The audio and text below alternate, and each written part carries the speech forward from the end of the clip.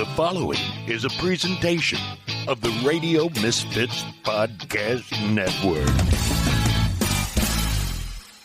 From the birthplace of modern winemaking, Sonoma, California, welcome to The Winemakers. Local experts Sam Couturi, Bart Hansen, and Brian Casey invite you to listen in as they discuss all facets of winemaking. So sit back, pour yourself a glass, and let's hear what the guys have to say this week.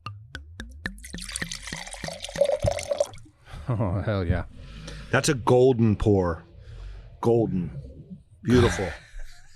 A golden shower, if you will, Bart, into your wow, wine glass. Brian, that's not where I was going with that. We're only 15 seconds in. And welcome, Matt.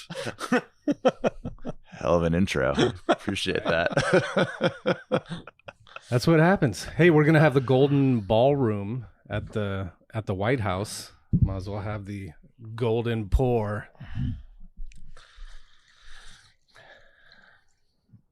Watching Brian pour this Chardonnay right now, it's almost like he'd never poured a glass of wine before. You were like holding the bottle with two hands and making sure not to drip. Bart, it's been a while since I poured tableside.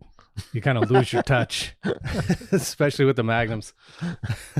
That was always the dicey thing, especially with whites, right? Because sometimes you're pulling them out of the ice buckets and you're trying to be cool at the table and pour with one hand. Right. But you're like just waiting for it to slip and then... Or a label to come loose. Yeah, thanks, Bart. Hey, everyone. Welcome to the show. We got Matt Crafton here today, head winemaker at Chateau Montelena. And he brought some cool stuff. We're currently drinking the 2011 Chardonnay, which, what do you guys think on age? How far you guys go back at Montelena? What do you got in the cellar? We go all the way back to the beginning. So the Barrett's first vintage was 72. And we still have those wines on the shelf. Do you really? And wait, in the shelf meaning? They're in the cellar. They're in the cellar. And who gets access to that stuff? Well, what's your limit on your Amex? And we can start there. Yeah. Right? No, I think that's the cool What's thing. a bottle of 72 go for? Well, 72 is actually cheaper than the 73. 73 is sure. the big one, right? I don't know. That's a really good question. Thankfully, I don't have to sell it. But I do know that's always been a big piece of who we are, in that if we make the wine and we decide to sell it, which we do with the Chardonnay and the Cabernet, we make it available for sale. Yeah. Otherwise, why bother holding on to it? Yeah. How many times do people reach out and want a bottle of 73 Chardonnay? You'd be surprised. And how much are they willing to pay for it? Well, that number gets up there quick. Yeah, I bet. Yeah, it does. Interestingly, they're usually not interested in drinking it, but you probably figure that out. They want it to display. It's definitely like a power move. 100%. Yeah. So they started in 72, you said? 72. That's right. First vintage. So the label was 1882. Right. And I know this research is out there. It is. And I didn't do it. We can do it. Just real quickly, who started Chateau Montelena? Was it always Chateau Montelena? Sure. Just the quick and dirty. Yeah, the quick and dirty. So founded by a gentleman named Alfred Tubbs, who was a state senator in 1882. Tubbs Lane. It was originally called the A.L. Tubbs Winery, and rose to prominence, was one of the 10 largest wineries in California prior to Prohibition.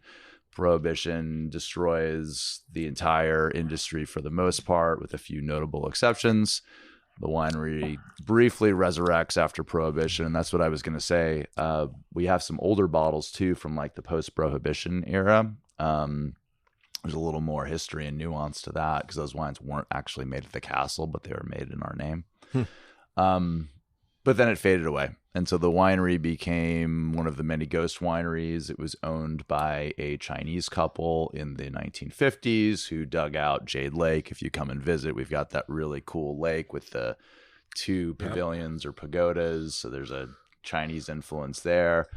And then it was the class of 72. It was, us and the Cake Breads, Jordan, a bunch of wineries. And that was good to, U.S. federal tax policy that led to the creation of the rebirth of the wine industry in earnest. Obviously, the Mondavis were around and a few of the old guard were still there. But it was really, if you look at when wineries came on in the early 70s, there's this like huge jump in 1972. And so we're in that initial class. Cool. Thank you for doing that. You're welcome. And interestingly, the first wine we released was Riesling. Really? Yep. Yeah. From where? From Napa Valley. So there was more Riesling in the valley in the early 70s than there was Chardonnay, I learned. Yeah. And probably even more Chenin than Chardonnay at the time. Yep. Chardonnay wasn't that popular. Yeah. How did of course, Chateau Montelena, Bo Barrett, always the winemaker of record. Where did you come from, and how did you land that job? So first winemaker was Mike Gergich, and he stayed with us basically through the Judgement of Paris. Then he left to go start his eponymous label with Austin Hills. Then there was a gentleman named Jerry Looper, whom I've had the pleasure to meet also, and he was really Bo's mentor. You know, Bo started in the cellar in 72. He was pretty young, and a couple of his brothers were there too for a short period of time as well.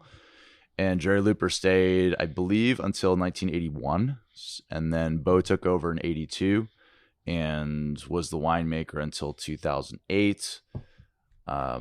At that point, there was a gentleman named Cameron Perry, who was my predecessor. Oh, yeah, I know he Cameron. stayed. Cameron's up in Washington. He's a really good winemaker, good man. And then they put me in charge of the white wines in 2010. And then when Cameron left in the beginning of 14, that's when I took over everything. Cool. So I'm number 5. Yeah, congratulations. 5 in the modern era. Yeah, congratulations. Yeah, first, I mean, you started on the team, and then we're in charge of whites. Right, so you made this wine, or you were the head winemaker when this 2011 Chard was made, and then took over reds in 14. Yeah, the wine's great, by the way. Yeah, you know, honestly, it's showing a little more age than the last time I had it. A good example of how bottles age rather than vintages do. I think we got a cork that was probably slightly more porous. One of the reasons we moved to DM a few years later is to avoid these sorts of things. Still delicious, but this wine probably tastes 10 years older than the other ones I've tasted. So you guys are all DMs at this point? We moved with the 14 reds and the 15 whites exactly for this reason. We were just seeing, we knew that the cork industry, they were going to solve the TCA issue, the cork taint issue that had really been the bane of a lot of people's existence, still is in some ways, but we were really since we are a brand that makes wines that are by definition ageable, it got really frustrating pulling 2 bottles out of the same case that had come off the line one after another, and you pull them out and you taste them, and one isn't necessarily better than the other. They're not flawed, but they're just fundamentally different. Yeah, and Dave Ramey, we had that discussion with him on the podcast once, and David was the same thing. He was, you know, someone's going to fact check me on this, but I believe his whole thing was this bottle variation. I believe it, and he was one of the pioneers on this too. So he's a friend. Yeah. What the fuck did I do with my winemaker? With my wine opener? Oh, here we go. I got it.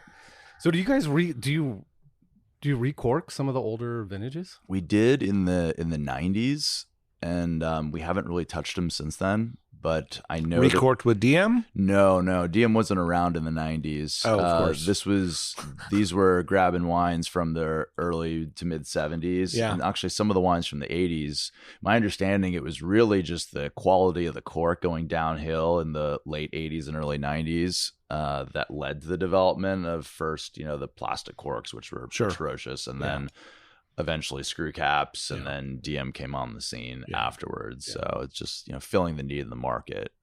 Yeah, so that wine will be pristine and perfect. Yeah. Was that a battle with anyone switching over? You know, that's really the wonderful thing about, you know, Bo being our CEO after being winemaker for so long is he gets it. He's a production guy, and we spend how many, you know, millions of dollars developing vineyards. We crush the fruit, we age it, we do all that stuff, and then you put a piece of bark in your wine that's like not gonna perform for you. You're like, what are you doing? And so it was an easy sell. And I think at the same time, I think it was Doug Schaefer, actually. He and Elias were going through the same sort of question. And I remember I believe Bo talked to Doug Schaefer on it. And because they were slightly ahead of us on this journey. Actually, I think it was Doug Schaefer, because Bo told me that he spoke with Doug. They shifted over, I think, the Red Shoulder Ranch Chardonnay. I could be completely wrong about that, so don't don't crucify me. But anyway, the idea was Bo had asked him, hey, did you get any flack from your customers after switching over? And he said, no, I mean, no one really cared. And to be honest, like I've had one person, I think, reach out to me in the last 10 years. Like, what's this thing you put in the bottle? I said, well, how was the wine? And they said, the wine was delicious. I said, well, okay, there we go. Yeah.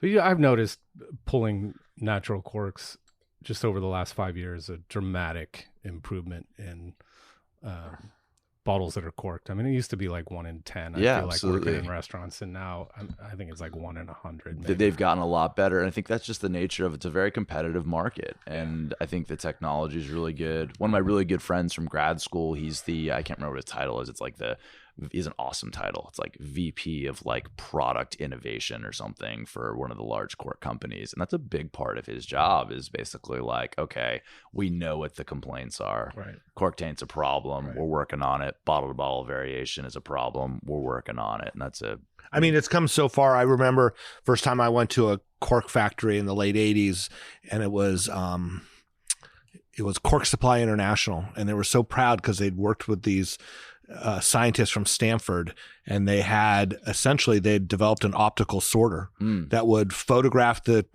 cork immediately and then decide what bag it would go into, and just had a little air thing that kicked it into the bag. Those are everywhere. Those are everywhere in Portugal now. Yeah. Yep. And at the time they weren't around, and I mean, ladies, right? You know, sitting there and sorting them by hand. Yep.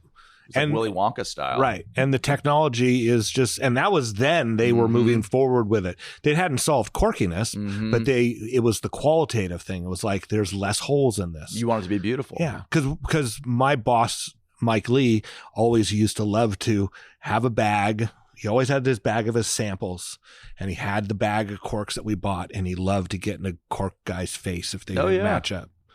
Because it's true. We dealt with that for a really long time. Like, this is what you sold me was this bag of 25 perfect corks. Yeah. And now I have 15,000 that look like a woodpecker went crazy on them. I know. No, I that gives me a little bit of PTSD having to do that. I don't have to do that anymore, thankfully. I was going to say, you kind of jumped out of bottling today to come over here. I did. Thank you. You guys probably you looked at the corks before they were delivered, or someone looked at the corks before they delivered.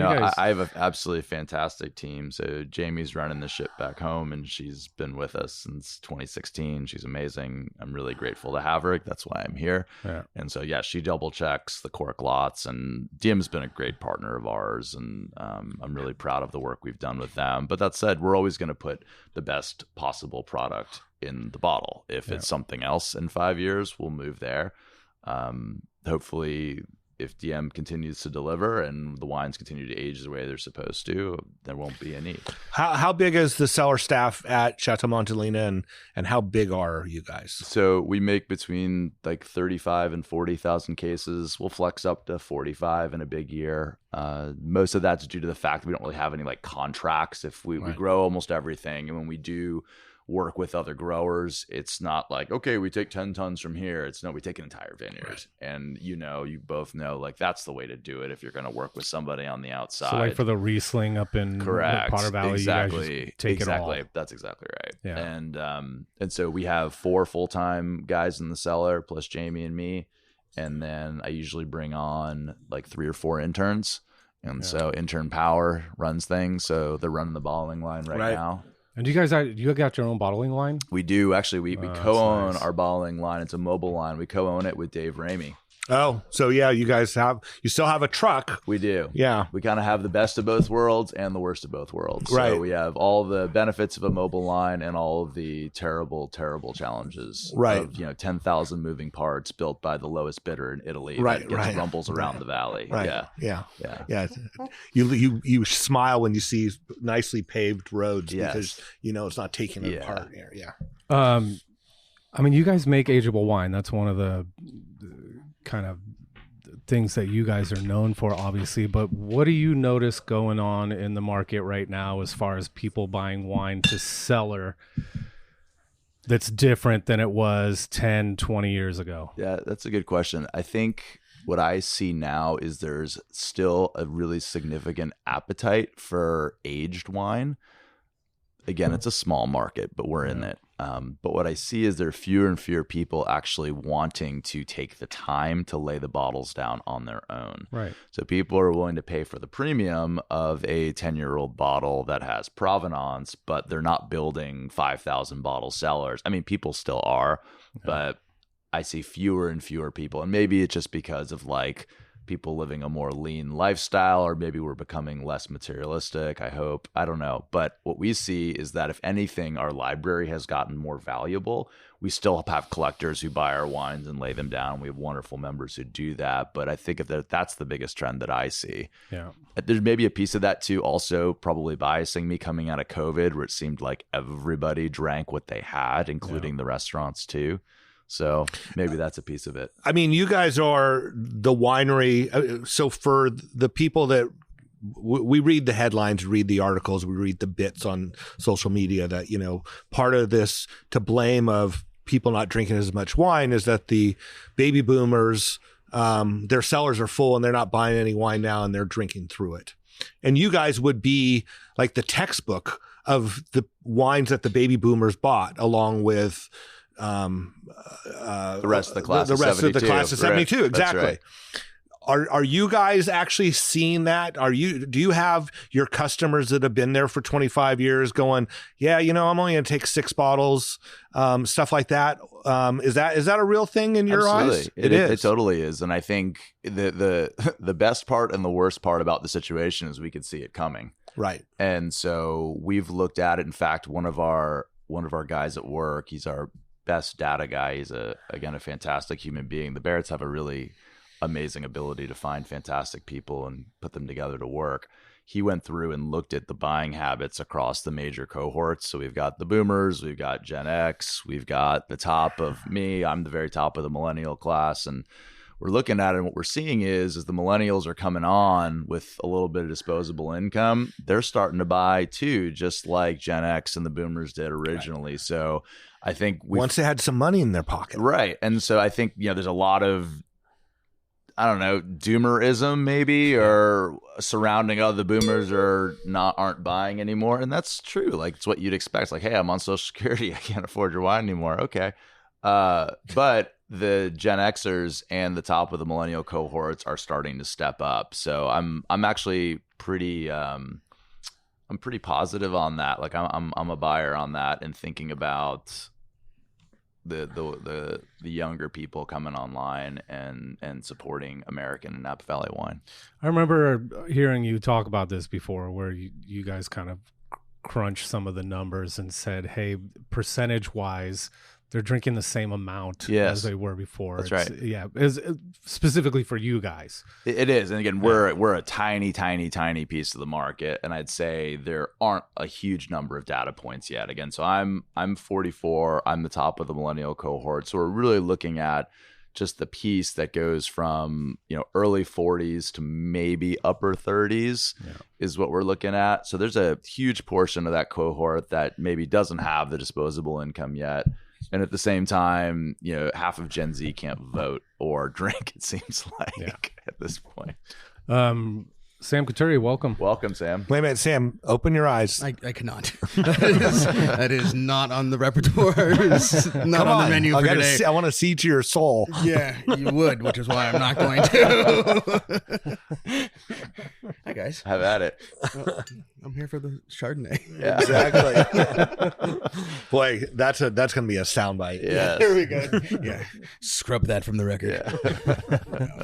How do you guys figure out pricing on some of the older stuff? Do you, just this for my own personal knowledge, is it a certain percentage markup per year, or is it like we were talking about with the 73, is it specific vintages that you consider benchmark vintages that you guys will raise the price a little more than other ones? So the short answer is I don't quite understand it. I'm a back of the house kind of guy, but I would think there would be some sort of pricing scheme somewhere that somebody knows, and hopefully it's not just some third grade 1988 Excel spreadsheet that does it. Right. Wait, but runs the rest of the wine industry? Why wouldn't it be that? I was going to say, but I know it. There probably is. And so I've seen a bunch of different schemes surrounding that regarding, vintages moving together or basing it off scarcity. There is a clever and smart way to do it. do we do it in a clever, smart way? I'm going to tell myself that we do. Yeah. Right. Yeah. Someone is. It's easier that way. You can sleep at night. That's delicious. Thank you.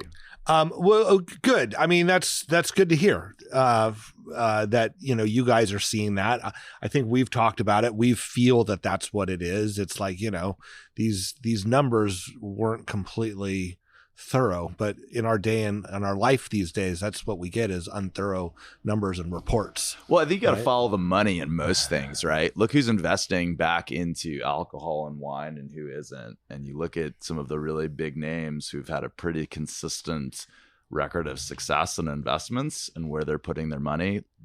That gives me at least some sense of comfort, I guess, and optimism. Mm-hmm. Yeah.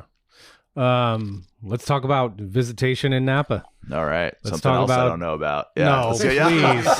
I think you have some opinions on All right. this. Doesn't mean I know anything, but I have opinions. That's all we're asking for.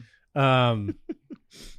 How do you feel about some places not charging a tasting fee? How do you feel about some people charging $150, $175? How do you feel about visitorship currently? What do you see that they can do differently over in Napa? What kind of handcuffs are they putting on you guys? Jesus Wow, Christ. right. I mean, let's talk teeing it about up. We're water teeing it up. rights. I Let's think talk we need about. I think we need a whiteboard. Yeah. Write all these out. Hold on, we can draw on this tablecloth. Yeah.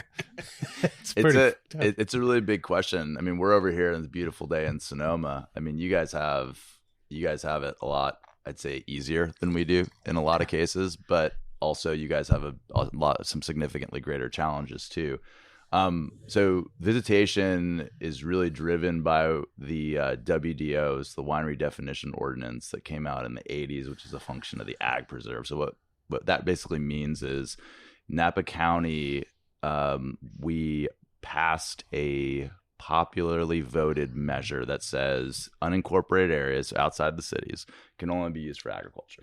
Okay, so if you're not in the thriving metropolis of Calistoga or St. Helena, Bustling. right, Oh, or yeah, Yountville or Napa, all you can do is ag. And maybe that's a really good thing. It's the only one in the entire world. And honestly, maybe it's the only thing that can compete with like housing developments. And just so people get a sense of it, when they say ag, what else is going on besides growing grapes? So that's right. So that was the question. People are like, well, what is ag? Is ag selling wine? Is ag having we've got to be able to throw weddings? Cows, right. chickens? Yeah. Could it be chickens? Could it be prunes? Could it be sheep? What Right. could it be? Right. So there was another another rule regulation that was adopted by Napa County called the Winery Definition Ordinance that tried to answer those questions. And the challenge with it is that it was basically developed and put into effect, I believe, in the 1980s. Lots changed since the 80s. Yeah. Think Wait a about minute. that. Think about that. Yeah, right. And so I think that's kind of the nut right now. So wineries like Montelena and a few others, since we predate that winery definition ordinance, we can do essentially whatever we want. So it's like free America where we are. So we're open to the public if we want. We can go by appointment if we want. We can throw weddings. We can do anything. Oh, under you're the in sun. one of the five. I think so. And that's right. There are only a handful of us. Yeah. And so, but anyone coming after, you have somebody essentially saying like, yeah, you can have like 12 people a day. Yeah. And you can have 4 cars a day. And by the way, you can only have 6 events. It's completely capricious. And so I think it's hard to run a business that way. And so I think that's sort of the structural challenges we're dealing with, where you have a lot of small family businesses that are trying to stay afloat. And obviously all these rules and regs predated like direct to consumer shipping and direct marketing and all the things that I think we would agree has kept small family farms online. And so there's been a lot of back and forth on this. I think the WDO is eventually going to get ruled unconstitutional. There was that ruling in Michigan Yeah. a couple of weeks ago or a month ago. So I think we're just waiting for a legal challenge on this. I mean, I don't know. I'm sort of the belief that a lot of these rules and a lot of these regs seem to help like the big entrenched players most, because they have the compliance personnel to fill out the endless reams of bullshit paperwork that we all know and love. And so eventually, I think this is going to sort itself out. So, yeah, so to answer your question, no tasting fee, $150 tasting fee. It all depends upon the situation you're in. No. I mean, if you just built yourself a winery and the county says, yeah, you can have 7 cars a day, it's like, man, I need to get every single dollar that I can, right? No. I mean, but the In-N-Out Burger can have as many cars as they can, as long as they don't, as long as they don't mess with what the fire marshal says. Yeah. Right. So we would never stand for that in a restaurant, but somehow we let the wineries have to deal with it. So, yeah, that's kind of where I am. Yeah. And you guys do all right, I imagine, with visitorship.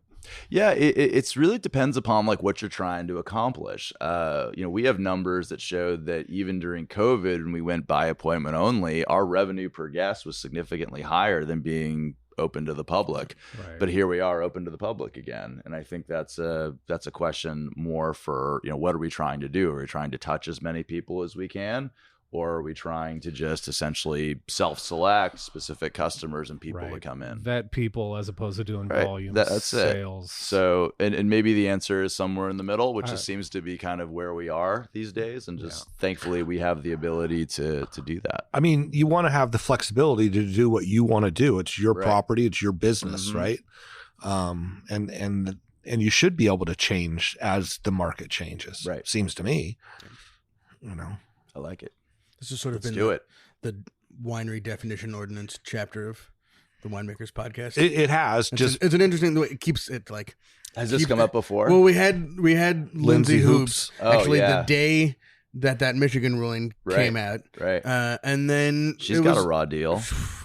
And beyond. And then the other day with Alicia Mondavi. Yeah. And but they're in the kind of opposite ends of the spectrum of size of notability, the whole thing, but they're going through the same it's the same shit, trying to build their own tasting room. Build their brand. Their brand. And so in that way, it's just a small family, but a small family business that is getting the same, literally getting different treatment than the other business that the family owns. Right. It's like it's mind-boggling. It doesn't make any sense. Yeah. Well, I mean, if we didn't put everybody else to sleep now, I think for the 4 of us. Did I miss the Chardonnay conversation? I think you'd actually be surprised about that. Yeah. There's a lot of interest in anything that has to do with cost to wine and who's collecting it. Right now Sonoma County is going through this wine improvement district thing. That's what I was the talking hearing about. is today, and so all those things people are interested. The hearing is today. Well, there is a hearing today. Okay. I think it's done by the vintners and the wine growers to try to plead their case to the general public. So good luck. I think there's something really good about small groups being able to come together and say, okay, hey, there's an opportunity here for everybody to win. And I was talking about this with somebody the other day. It's like, as long as we can focus on expanding the pie in terms of more people drinking wine, more wine getting sold, people are more likely to work together, and people are more likely to say like, hey, you know what, we can do something that's somewhat altruistic and mutually beneficial.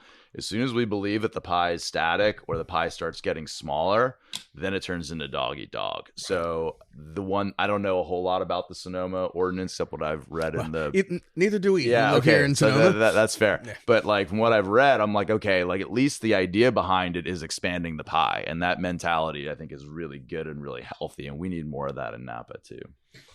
All right, fair. Yeah. Just got to make sure who's making the pie. Mm-hmm. Yeah. Make it a good pie. We'll share the recipe. Mm-hmm.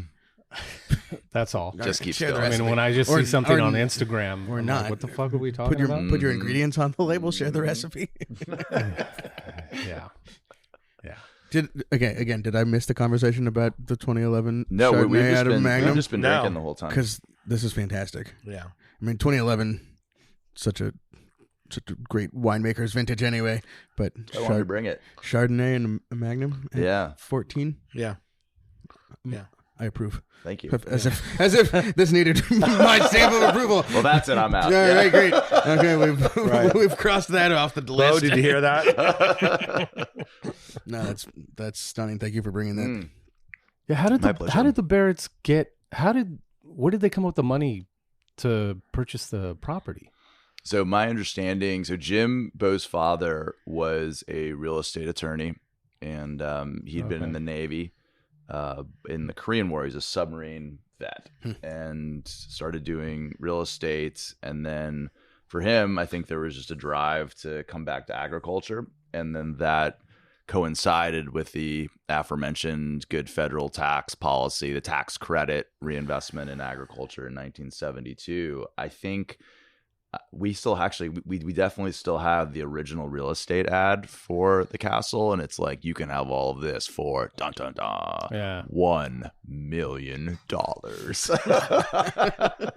So he brought on a few partners to get the business started. And what's really interesting is he was the first one to put together back the castle itself, the vineyard parcel, which had still been with the descendants of the Tubbs family, and the name. So this is actually a really cool story. So I alluded to previously that we had some older vintages of Montelena that weren't made at the castle. Correct. They were made by a guy named Walter Martini. If any of you guys remember Martini House, the restaurant in St. Helena.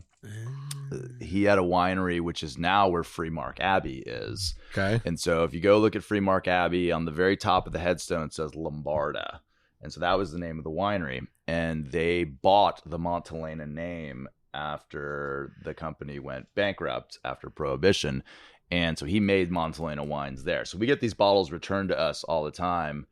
And people are like, hey, I got a bottle of Montelena Sauterne and, Montelena Chablis. And we were taking them and looking at them like, that's crazy. And then I looked at the bond numbers different. So I dug into the bond number a little bit and got through that like quagmire of the federal database and found out all the history on this, which was pretty cool. But anyway, so when Jim purchased the winery in 72, he had to get the name back. And the person that owned the name was none other than Bob Trinchero, owner of the small family winery called Sutter Home up in St. Helena. And which was at that point a very small family winery. So the story goes, and this is apocryphal because obviously I wasn't there, but the way Bo tells the story, and I have no reason to believe he's not being truthful, is that Jim went to Bob Trinchero with his checkbook looking to buy the name, and Bob Trinchero heard Jim talk about what his plans were for the winery, and Bob said, "You're really going to put the castle in the vineyard and rebuild this brand?" And Jim said yes, and he goes, "Here, you can have the name free." So it's a pretty awesome move. Great karma. Yeah. So, but what's up with the castle? I've never the Trincheros. I've never heard where did the castle come from? Yeah, so Tubbs built it in 1882. We don't know who the architect was. So we found this out when we renovated the cellar in 2011. We had to have a forensic architect come up from San Francisco. You can imagine what her billable rate was. And so we had always assumed it was the same guy that built all the other stone wineries in the valley. His name was Hamden McIntyre, and we just assumed, oh yeah, he built ours too. And she looked at the building, she took like 2 minutes, and she was like, no, it's not McIntyre, somebody else. And we were like, what? And so to this day, we don't know who the architect was. She said there are a couple things about the building that don't fit with all the other structures he built. And then on top of that, she said while this castle was getting built, he was actually down in Palo Alto building Stanford University. So he wasn't even around. Pretty busy. So yeah, he had a lot going on. So anyway, that's where the castle came from, but we don't exactly know its origins. So it was like decrepit or falling apart or something, and then it got put back. I mean, I think it was still standing, and I think I mentioned there's a Chinese couple, Yort and Jeannie Frank, used it as their house. I mean, they were living in it. They were living in it. I mean, and it's really cool. It faces due north, true north, so it's never in the sun, and Tubbs apparently at one point, or his descendants, tried to dig tunnels back into the rhyolite that it's built into. It's a pretty soft rock, but they couldn't quite figure it out because the rock's so soft. I mean, nowadays we can blow right through it 1, 2, 3, which we have.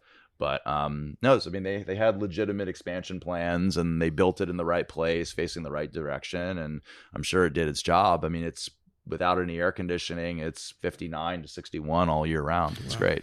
When people talk about room temperature, I love that when you talk about how room temperature has changed over time. Yeah, room temperature in one of those places very different than my apartment. Stone Castle. Right. Yeah. So the Chardonnay, Sam, you want to talk about this? This is 2011, all fruit coming from Oak Knoll. So yeah, there's a little bit of about 12% that comes from Coombsville. Wait, is that when it? That's been going into the wine since 2004. So there's one vineyard over there. Interestingly, we just I just ended the contract on that vineyard this past year, but it was in our program from 2004, I believe, up until last year. It was an old sparkling wine vineyard over on First Avenue. Great spot. And so why did you end the contract? Ooh, can't really talk about that, but let's just say difference of opinion between myself and the new owners. Yeah, so we certainly wish them the best. There you go. Way to go, Brian. I couldn't leave it alone. It's a good I question. want to know. It's a good question. Yeah. I mean, and you guys are, besides Riesling, right? Pretty much everything is just the vineyards that you guys have, generally. Well, real quick on Chardonnay before we finish. So the really cool thing about where we're going on this is, so we just closed on a new Chardonnay vineyard. And it was the first new vineyard Montelena's purchased since the very beginning when Jim bought the estate vineyard. Wait, where is it? So it's in North Carneros.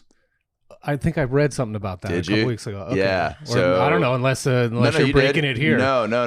It's out there, but I mean, it's not super notable. So, but it was, we were looking for a new site. We've been in Oak Knoll for a while. We love the spot.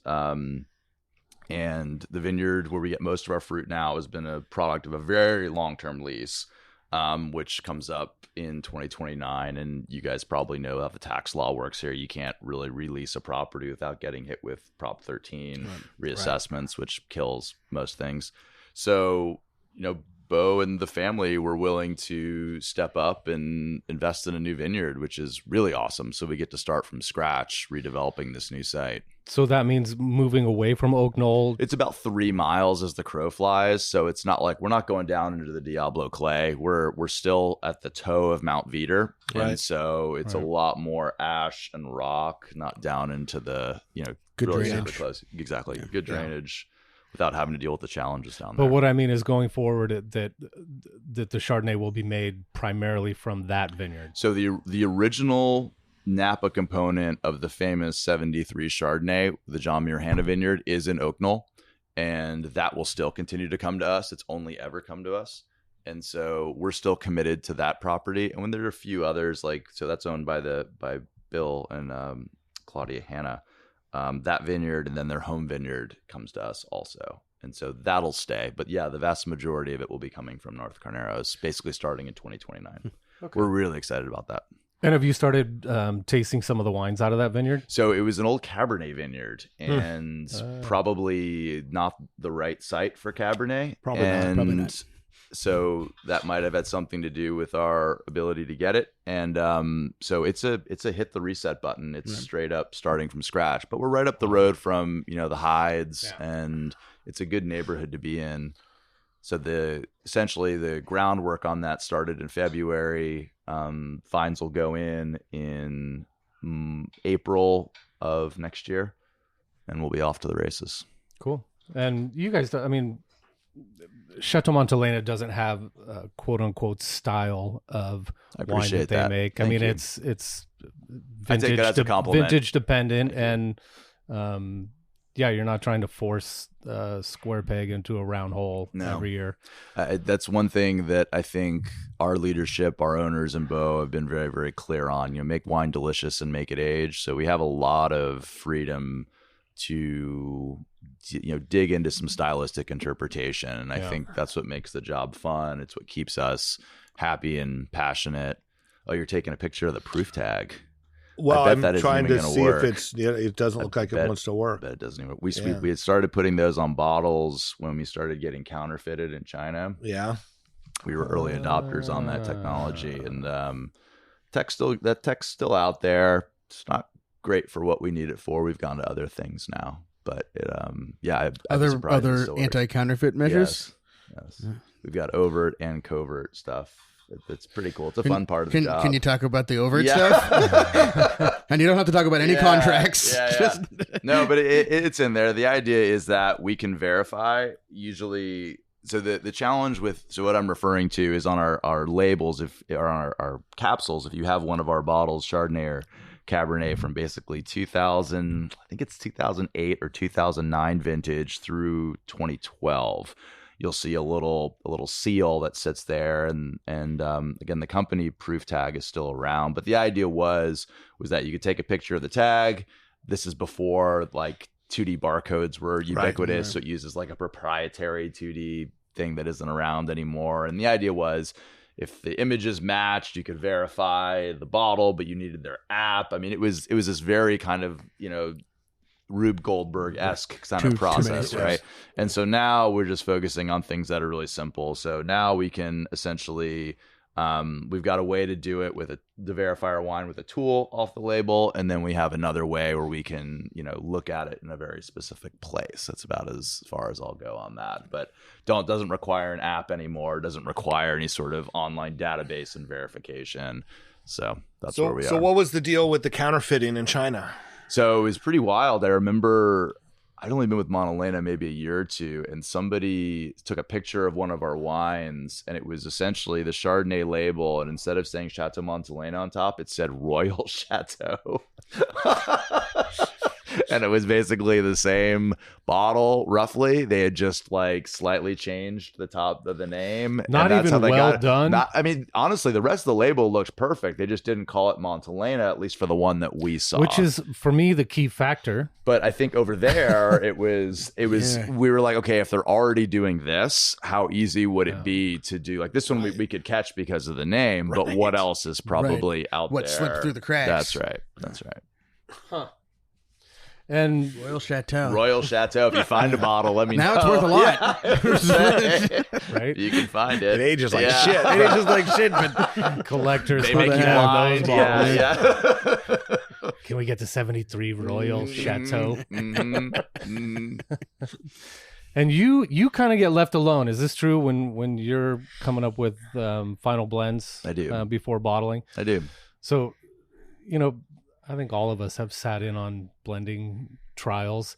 I have always expressed the opinion when in my limited time as doing blends that I liked locking the door, putting the music on and doing my own thing. Mm-hmm. And you're kind of in there, but honestly, it's not like you're blending Grenache, Mourvedre, and Syrah together. You're picking best barrels from specific vineyards. Yes and no. It's a really good question. I really do think as I've gotten older that to have perspective on wine, and I think what we do really well in both Napa and Sonoma is we have wines that have perspective, so they're not the shooting for the mushy middle.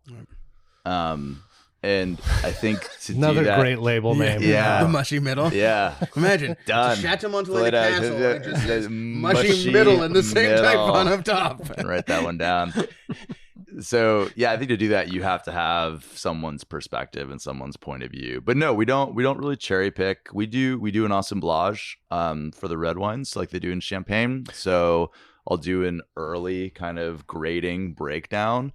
And we make two different Cabernets. We make the vineyard designate that I have here for you guys, and then we also make a Napa Valley, which is more of an appellation snapshot of the whole Napa Valley AVA. We grow some Merlot for that down on our Chardonnay vineyard, and we have one family that grows for us in that in Calistoga. And it used to be there was like a hierarchy. It was like, okay, what doesn't make it into the the vineyard specific, we wash that shit down into the Napa. Right. And it's the wrong way of looking at it, especially as prices have gone up. Like, people don't want the second tier stuff for what we charge, and I don't blame them for that. So Bo greenlit the largest replant of our estate vineyard since 72 back in 2018. So we're about 7 years into that, and we'll be done in probably 2 years.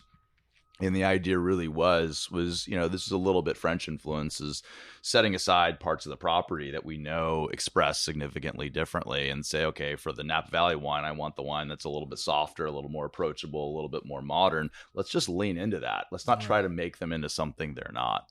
And so for us, it's farming that vineyard, our specific 100 acres, specifically with some blocks geared towards the estate Cabernet in front of you, and then some geared towards the Napa Valley. And so the grading that we do isn't about, well, this isn't good enough for A, dump it into B. It's more of like, this isn't good enough for us. and so get rid of it. So we do that assemblage basically, 6 weeks after harvest, and it's all done blind, and it's if we know the specific blocks that we set aside and we grow for this wine for the vineyard designate, and if anything doesn't fit, I sell it bulk. It's that simple. It doesn't get washed into, unless that's what I was wondering. Yeah, unless there's something stylistic where we're like, you know what, this is beautiful and delicious, but for some reason that block, the style would fit the other wine. But it's never like, ooh, it's not quite good enough. It's missing some gut, missing some structure, missing some aromatic. Let's dump it in that one. So assemblage is just one time. It's not like things that are going to make it, and then with hopes that other stuff builds upon that. I mean, I'll keep a few lots on the side if I have some intuition that, hey, maybe this needs another rack, or maybe something else needs to happen. We'll do that, but that's pretty infrequent. And then before bottling, I'll touch this up here and there, half a point of Cabernet Franc, the normal stuff we all do. Just, you can't always Topping foresee wine. that. That's Topping right. wine. But we do pre-blend. Like, for instance, we typically do pre-blend Petit Verdot in there if it fits. We will pre-blend Cabernet Franc in there if it fits. So it's a different way of looking at it. Not a whole lot of people do that with red wine. Will you talk about how you're planting and farming the blocks differently for the different wines? Like, is it clonal, root? I mean, it's probably everything, right? Clones, rootstock. Totally. It starts with below the ground, obviously, and this is your business, so you guys totally get it. So we moved everything to 6x4, reoriented the rows. Rootstocks we don't have to get super geeky into this unless you want to, but we're a fan leaf site, so we're putting everything essentially new that isn't on the hillside up on GRN1. That's been really good for us. I think understanding nutrition a lot better has been a big piece of it. But yeah, there's been clonal selection, but the biggest piece of it, I would say, would be soil derived.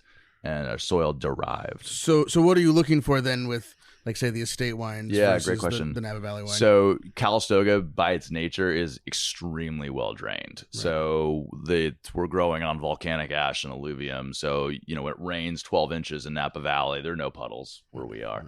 And so what we're looking at is those those subtle grades and differences in terms of, essentially, if you had to boil it down to its water holding capacity, what goes into vine stress, what puts the vine into stress earlier than others. So in a lot of cases on some of our, let's say, more challenging growing sites, we're seeing water stress like well before bloom, even in a quote unquote full water year. And so then it turns into water management and canopy management and those sorts of things. And so there's some topographical differences too in terms of aspect and hillsides and those sorts of things too. But for this is like Le Grand Vin. So this is like, we want structure, we want mass. It's okay if it's a little bit more rustic because we're thinking 10, 15, 20, 30 years down the line. Yeah, let's go ahead and pour it. And with the Napa Valley Cabernet, what I learned was, and this is just thanks from being in the market, is most people come to Montelena or try Montelena for the first time, not with our Chardonnay. It's actually with our Napa Valley Cabernet because it ends up on so many restaurant wine lists. Right. So when I first took over, I said, wow, like there's my biggest opportunity. It's like, I really need to have this wine step up. And so that's what we focused on first. But when you start really improving the property in general, all of a sudden the quality of everything goes up. Right. So this is 14. Yeah, well done on. Where do you guys get your bottles from?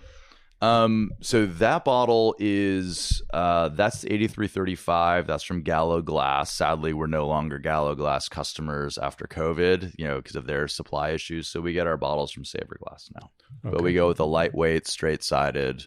And for pourability, and I have this conversation that kind of goes down a rabbit hole, but there is certain bottles that I pour out of that no matter what you do, it's dripping down the side of the neck, and this is such a clean pour. It's just a simple bottle. I fucking love it. Yeah, we love it too from an operational side, so all four of us sitting at the table can appreciate it. Like, there's no taper on this bottle. It's not falling over. I know it's having just left the bottling line moments ago. Yeah, and so it's down with tapers.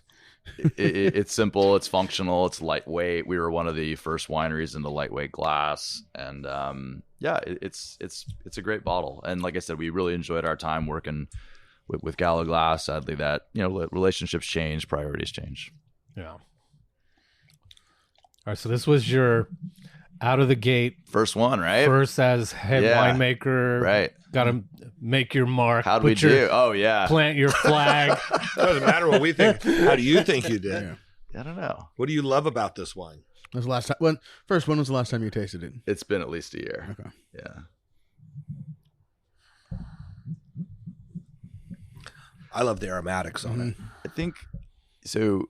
And again, I think something we could all stipulate is that it's not the easy vintages that are, I think, the ones we're so proud of. Like, that's why I brought like the 2011 Chardonnay here. And I like bringing out vintages and wines where I'm like, you know what, this wasn't one of the ones that the critics completely went crazy for, but if we can nail it in those vintages, then you know you're doing something right. And I appreciate you noticing the aromatics.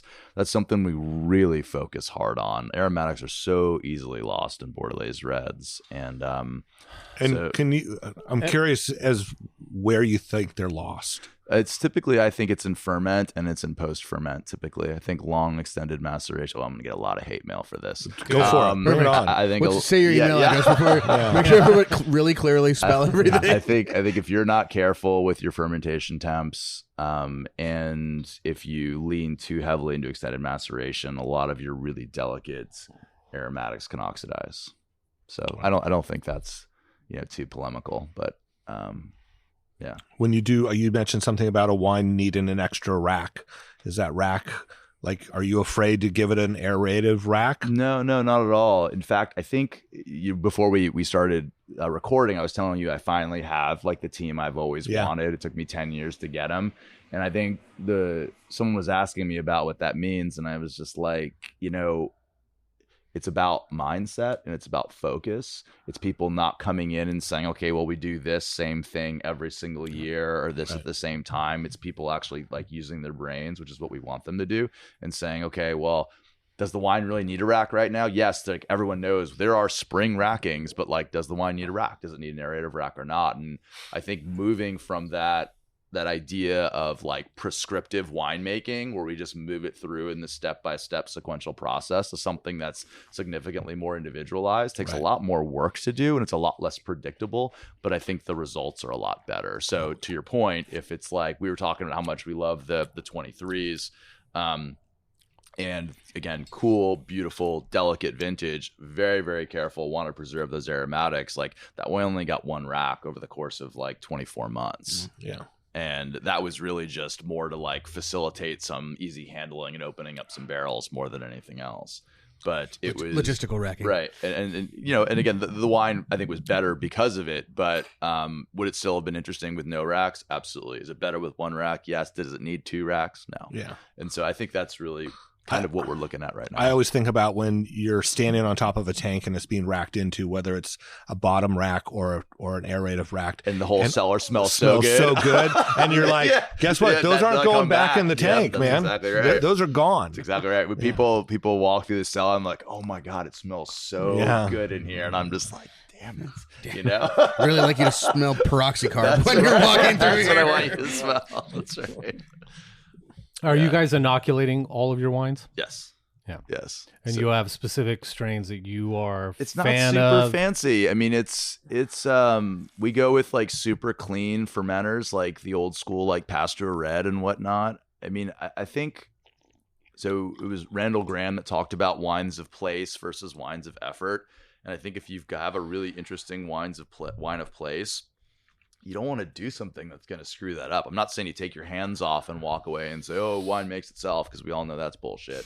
But what I do think is that there are a lot of designer yeasts out there that'll do all sorts of different things. But if you farm well, you have good fruit, if you take care of your vineyard, you take care of the fruit coming in, all that potential is still there, and we just have to decode it. And so we use very, very transparent yeast. So nothing super sexy in design, or my sales reps are continuously disappointed in how boring my orders are.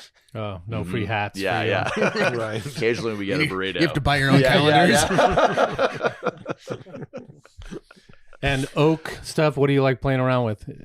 So we change the new oak percentage pretty much every year based on the vintage. And so I've got a stable of coopers that I pick and choose from. We try to order a minimum number if we can to keep things predictable and to take advantage of that super trick early order discount. Right. But then we'll get ahead of the tariffs. Yep, we'll supplement based on how the vintage is progressing. So there's certain coopers that I lean into in cool years versus some that I lean into in warm years, and so you're not afraid to sit on new barrels. No, and we've done it, and I have a Must amazing. Be nice, huh, Bart? I mean, well, that, but you know what? Your barrel salesman. They yeah.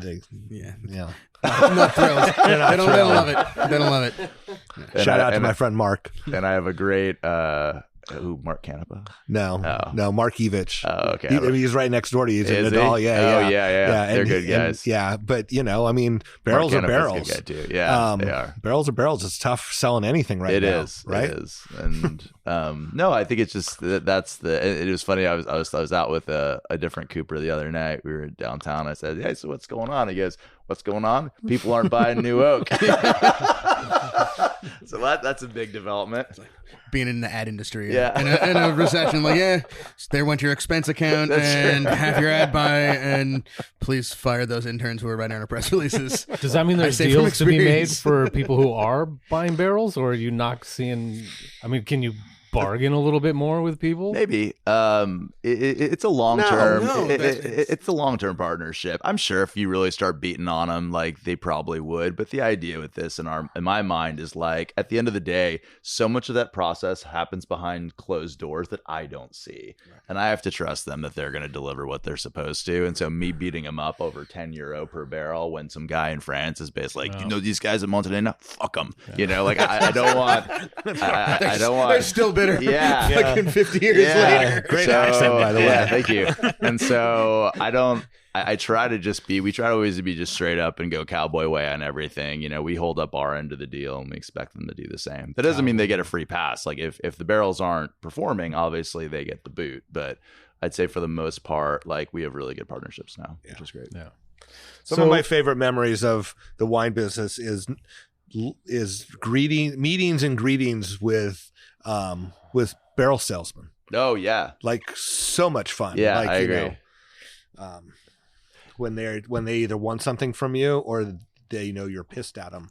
It's funny. I go back and forth on this because I really tried over time to be okay, everybody has to start somewhere. And so we say, okay, if you want to come visit, even though we're not looking to buy, we'll let you come in and pitch us, because you never know what's going to happen and everyone needs, and so I try that from an altruistic standpoint.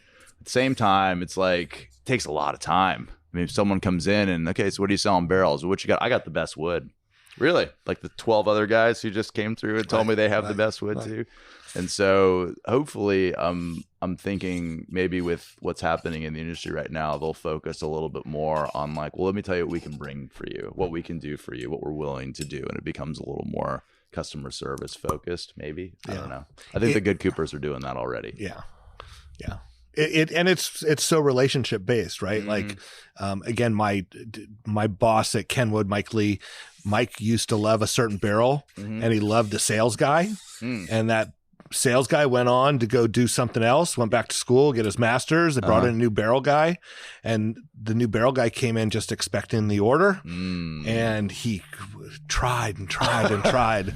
Wasn't happening. No. And eventually he got an order, but and then that guy went on to be a very famous Napa Valley winemaker. There you go. And I wonder if he ever thinks about how he got beat up so much by Mike Lee. By Mike Lee. The formative years. Yes. Yeah. Go do something easy. I'll go make wine instead of selling barrels. Yeah, and shit on barrel salesmen. Yeah, exactly. Sam, are you popping shit that was bottled today?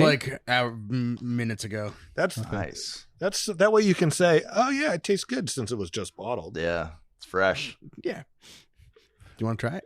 Yeah, of course I do. Aged in the truck. Yeah. Totally. I want to talk about what kind of conversation when you guys were making the 23 Chard. Any conversation at all, or you guys just were doing what we do?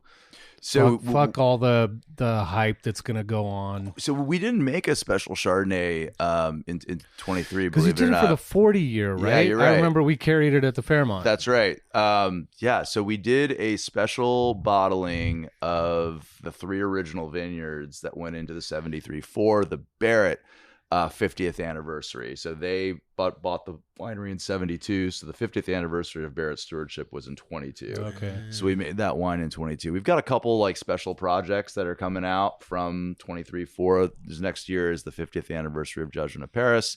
It'll be probably the grand finale. At this point, you know, most of the players have sadly passed on. Right.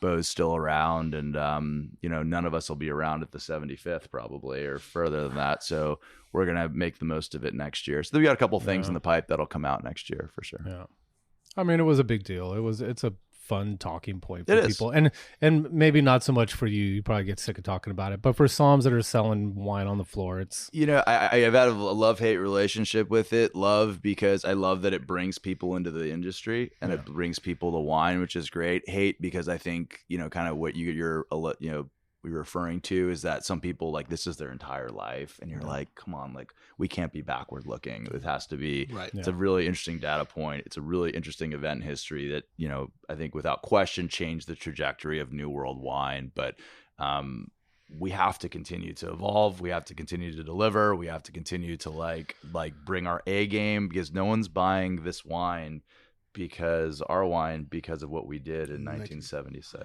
Right. Yeah. We have people that come in the taste room now that don't even know the movie Sideways. Yeah, so, right. Yeah.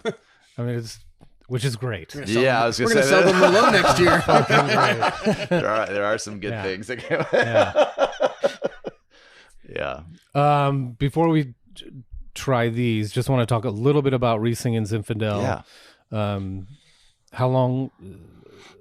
You guys been doing Riesling every year? Yeah, every year basically? since 72. Yeah. Zinfandel's been there from the beginning also. I think my understanding was when the original portfolio was envisioned, it was following the great wines of the world. Obviously, you're like, and Zinfandel was in there. Zinfandel doesn't fit. So the way they talk about that is nice try, Brian. Maybe it was Barolo. Who said that? I don't know. Maybe it was Barolo. Maybe it was Rhone. Bo talks about his influence and his inspiration coming from Rhone on the Zinfandel. So that's probably where a piece of that came from. But I think nowadays it's understanding the property better, at least for the Zinfandel. There are certain pieces of ground that are just way better for Zinfandel than they were for Cabernet. And so we still make a little bit. Incidentally, I'd say probably 60 to 70% of our Zinfandel production now is actually Primitivo, Clone 3 from Puglia.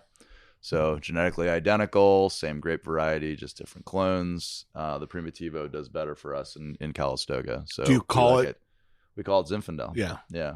So, how much money would we have to pay you for you to do a white Zinfandel? oof, maybe I do one every year already, and you don't know about it. Secret Oh shit! barrel at the back of the cellar. Yeah. Secret menu. God, Brian, he threw that hook out and you bit so hard. And shiners only, or are you possibly making labels for this wine? Pink huge we wouldn't Chateau. be able to sell it without a label, Brian, because that would be against I the know it's law. not getting But if sold. we did, I would say it would probably cost about $3 a bottle.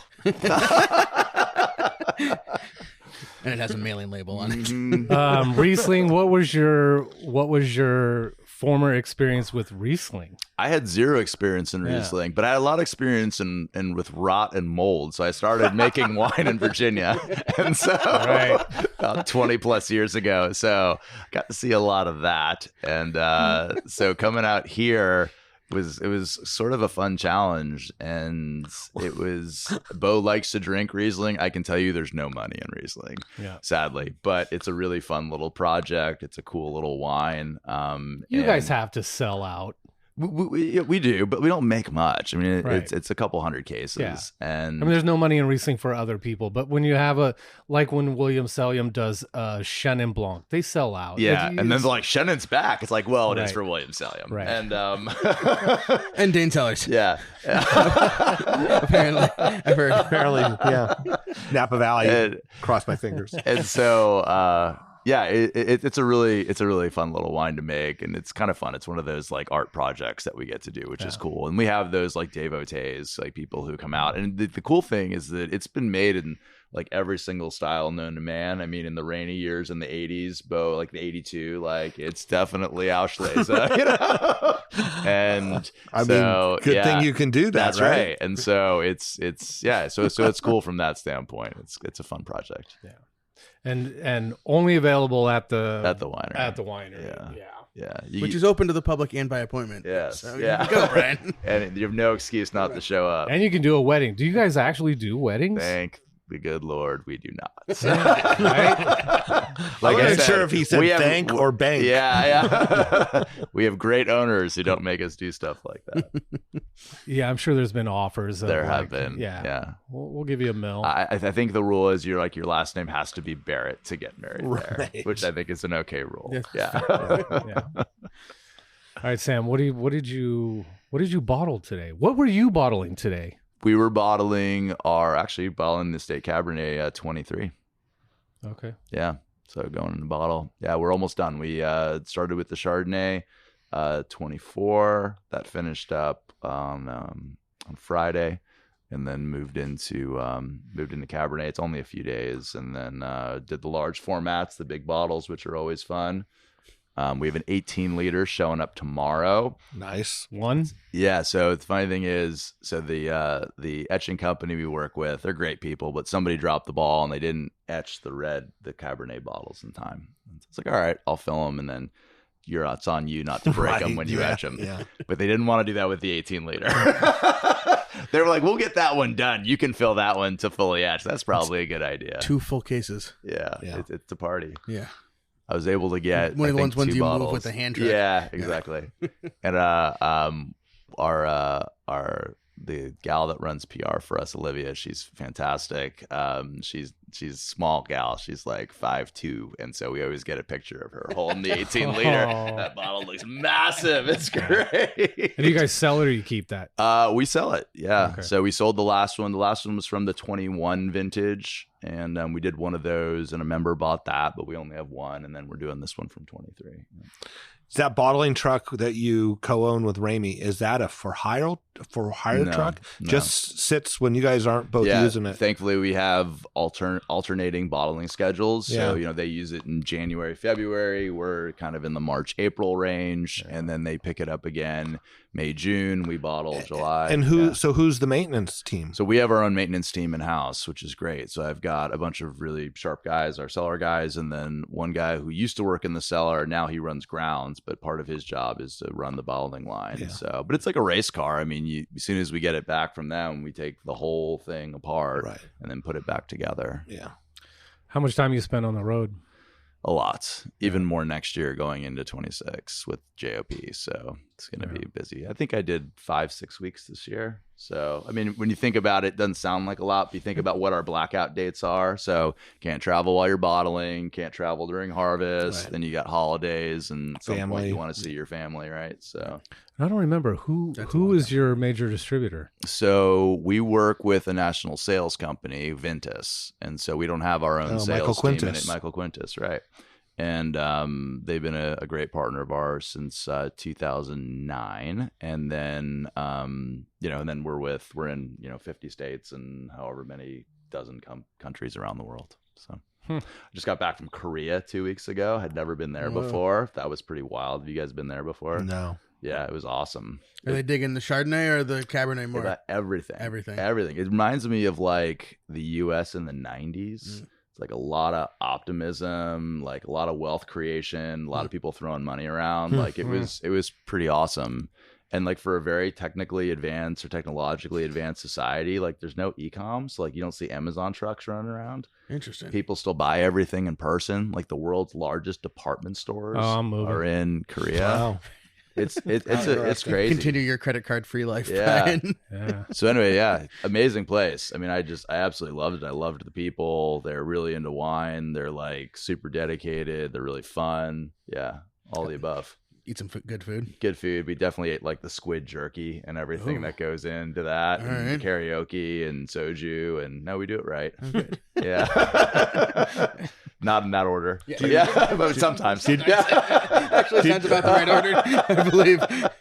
Did you travel by yourself, or do you have a handler? So our export director travels with me, and Yeah. he's a hospitality guy. He's again a great human being. Also, has done a great job with export and building that out for us. And it's fantastic traveling with him because he sets everything up, and I just have to show up, which is great. So very blessed. So yeah, so that's a handler. Like I want one for all of my travels. Yeah. And most days. Yeah. All right, Sam, let's... What did we do? Okay, so I brought 23 Adutat Oakville and 23 Odolini Homage from the Rossi Ranch. Oh, sweet. The only Grenache bottled from the Oakville district. Thank you. I love how you changed the I changed verbiage it. on that. There's apparently some Grenache that goes into, was it Stag's Leap or Cellars? I think Stag's Leap Cellars, Petit Syrah. All right. That's grown somewhere in the Oakville district, but That's fun. the only Oakville with the Grenache with a label that says Oakville Grenache. Right.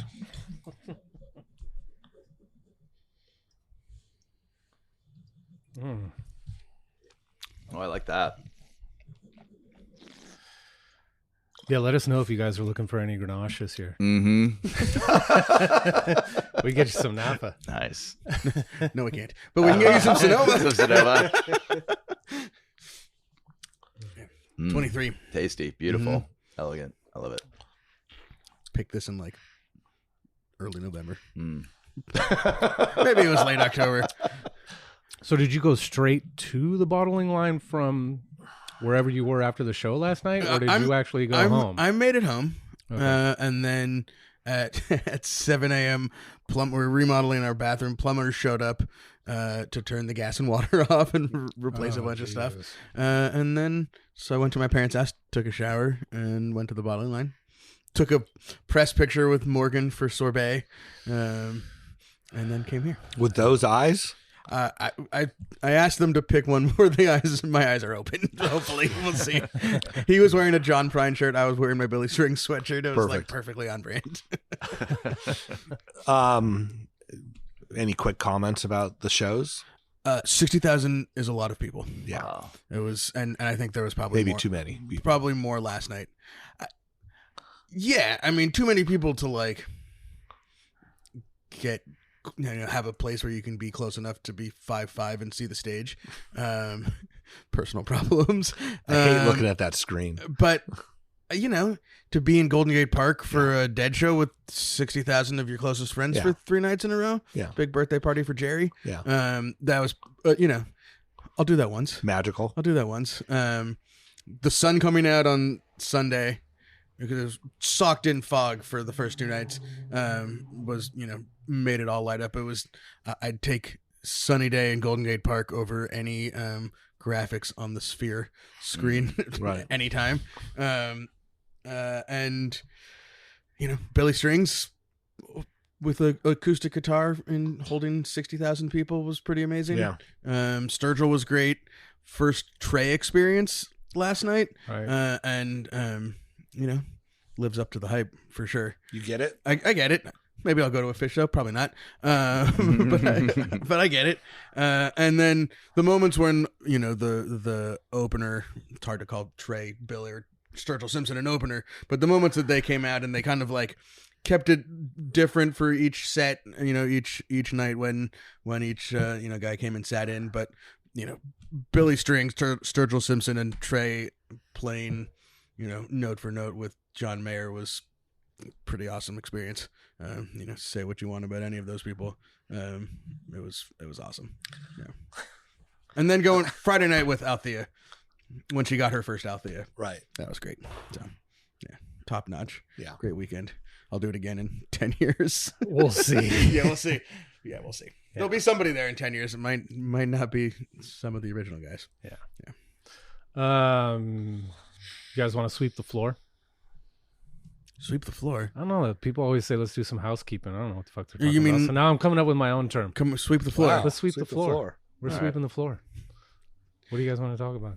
We got Well, anything going on at Chateau Montelena coming up? What kind of events can you guys pull off there with no definition of your winery ordinance? I don't think we're getting Sturgill Simpson and Trey showing up. All right, yeah, that's too bad. Although like feed I'd come from for the that. second floor would be pretty awesome. No, I mean, we've got a bunch of stuff on deck for next year. Honestly, I know I'm traveling. I know my butt's in an airline seat a ton next year. I'm sure we'll do some events around. We're launching. What do I have? I've got a sparkling wine we're kicking out. what? And it's weird. It's not just sparkling to make sparkling. So we made it from the John Muir Hanna vineyard that went into the original 73. So that's like Clone 4 Chardonnay, and it's in a good spot. For sparkling, so we did about a couple hundred cases of that, so that'll get launched next year. And then the aforementioned Barrett 50th anniversary Chardonnay, that was the 3. I took the heavy press from that, and I had the guys down at Lock and Union when they were in business. You guys know those guys down there, the gin distillery down in American Canyon. I had them bake that at a brandy for us. So we're gonna kick that out too next year. So that's kind of my thing. Just available. Both of these things available only at the winery? So hard alcohol, I've realized, is a Yeah, whole nother changes set everything. of handcuffs. Yeah, so that will definitely only be available in California, so we can sell it outside the winery, which is cool, but not outside the state.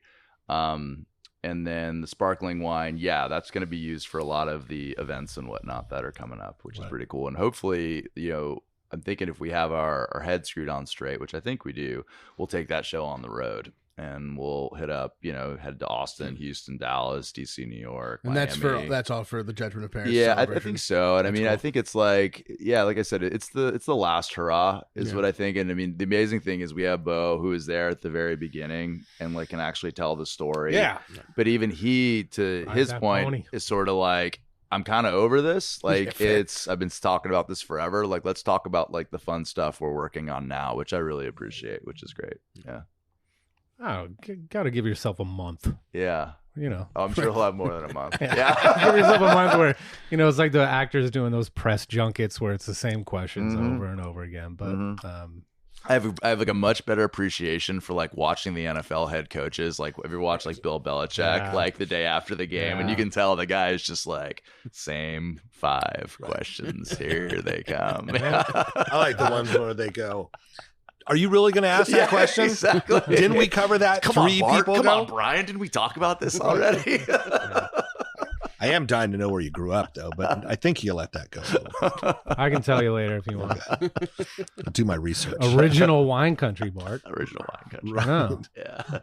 Which is Virginia. is starting. That's right. Again. Yeah, it is. It's kind of wild. So when I left, I started in Virginia. This was over 20 years ago, and at the time, I think most of the brands were still trying to copy California, and so people are making Cabernet, making really bad Chardonnay, and for the most part, with a few exceptions. And now it seems like when I go back, like there's a much more openness to somewhat owning their own identity. I can't say ours. I don't work back there anymore. But when I taste those wines You can back have there hometown now, pride. It's okay. yeah, I appreciate that. But when I go back and taste some of those wines now, I'm like, all right, like this is pretty cool. Like there's like Albarino, which is really fun. There's some beautiful Rhone varieties that are there. Mansang. Yeah, there's a bunch of stuff.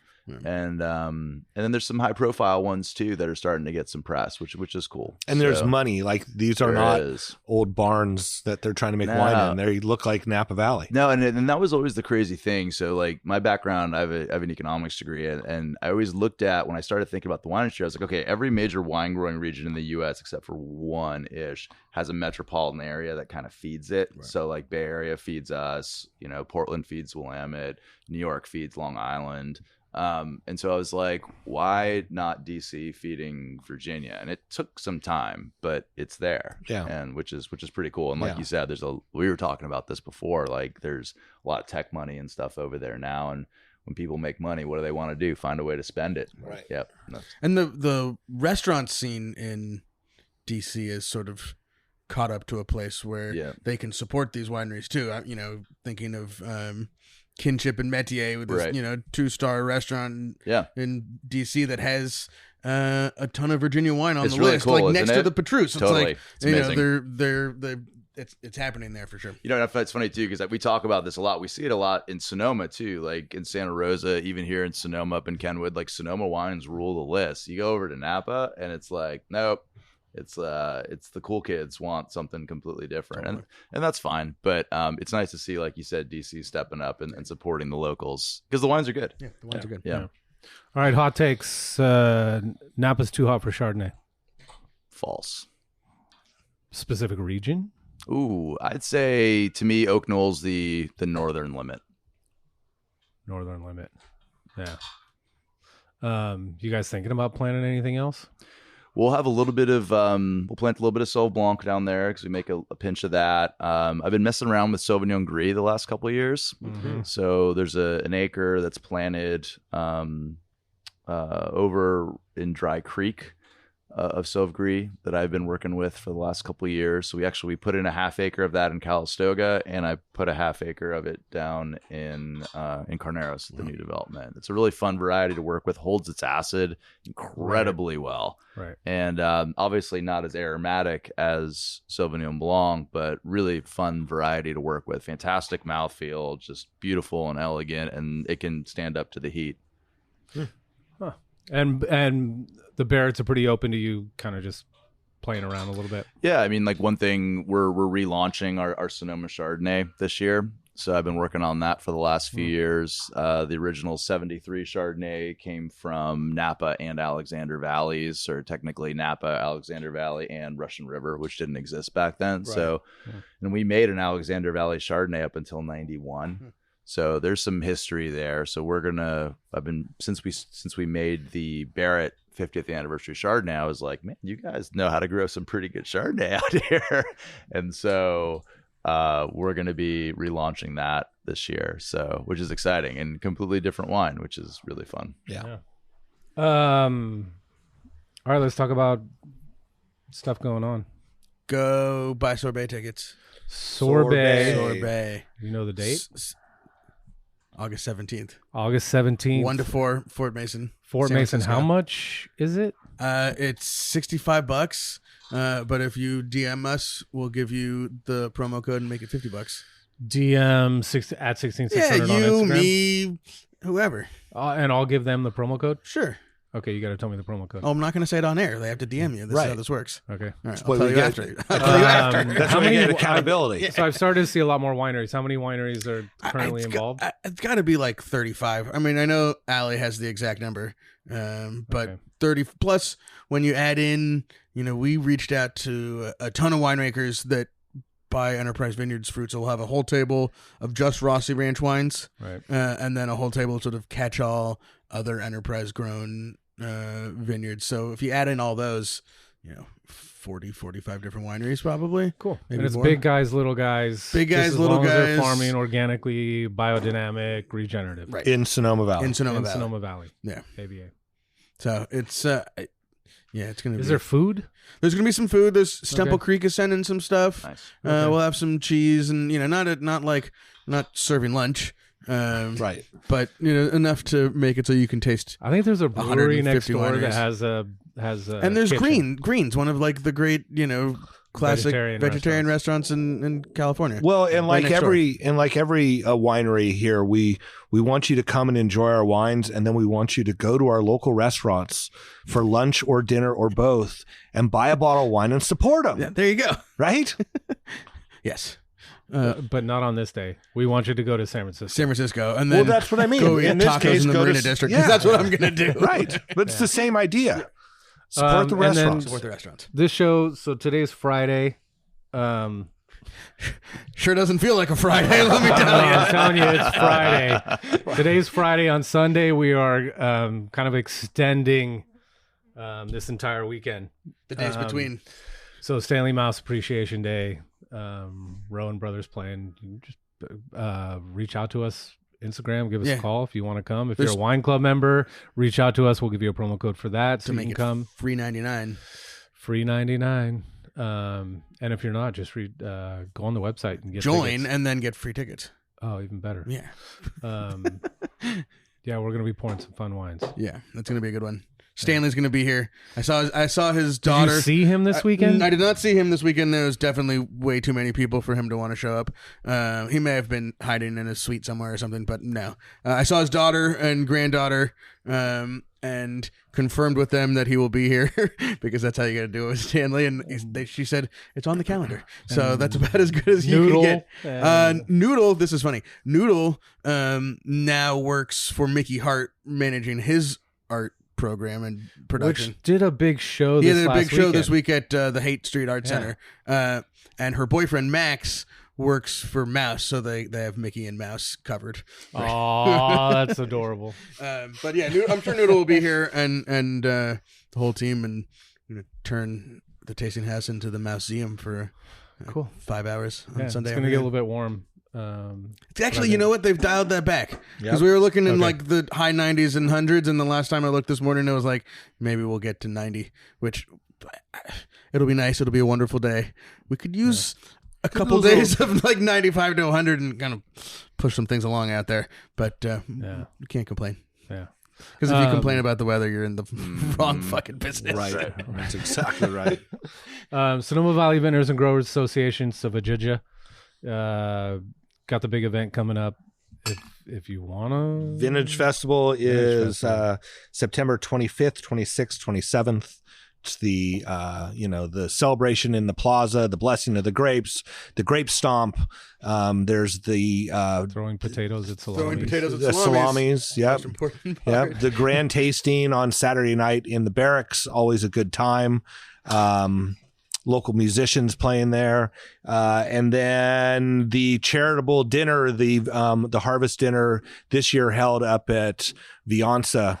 Outside looking up valley should be really be beautiful, and so that's all going on. So buy your tickets. Parade. We're sticking with the tractor parade in December. The tractor parade in December is definitely it. There's enough going on in the plaza, and to try to have the parade on top of that or a different day, and the lighted tractor parade is such a huge hit. Yeah, it's cool. That's what they're going to do. Sticking with it. Right. And then last part, direct-to-consumer DTC Symposium going on January 2021-22, Monterey. I overheard a meeting the other day. There could be some fun things happening that don't involve just talking. You mean just about personally for us? Personally for us. Like what? Great. No. So that means Sam has a tea time. Yes. at least one. Sam's playing Pebble Beach. Oh, well, there's some contracts you don't talk about on air, Brian. Yeah, okay. But you can definitely sign up for the DTC Wine Symposium, whatever. We got all kinds of people coming now. I saw wine club member extraordinaire Angela Nadeau is signed up to come down, and obviously Elaine is is the keynote. A Cork in the Road, Kelly Cornett's doing a session too. Great. So it'll be we're getting the gang back together. Cool. Yeah. Appreciate you for coming, hanging out. Thanks for getting me out of the bottling line. You're welcome. Yeah. Likewise. Wines are great as always. You didn't have any problem crossing the county line? Oh, please. Not as scary as Monday you think. morning, the customizations aren't as strict, They own a vineyard in Carneros. He gets to use the underground tunnel. Right. It's still Napa Carneros. The Duhigg Road tunnel. I heard there's a Starbucks in that tunnel. That's how many Napa winemakers come to Sonoma. It can support a Starbucks. I'll have the Ben Affleck. What's the Ben Affleck? I don't know. You got to be a visitor to the tunnels. Right, fair. Yeah. Wow. All right. And I thought the weirdness from the show was going to come from me. Next week, we are going to talk about 280 Exchange. 280 Project. 280 Project. Chris Cool. Renfro. Yeah. Chris Renfro. Cool. Thanks for listening, guys. Talk to you next Subscribe, review, tell your friends. Thanks, guys. Cool. But only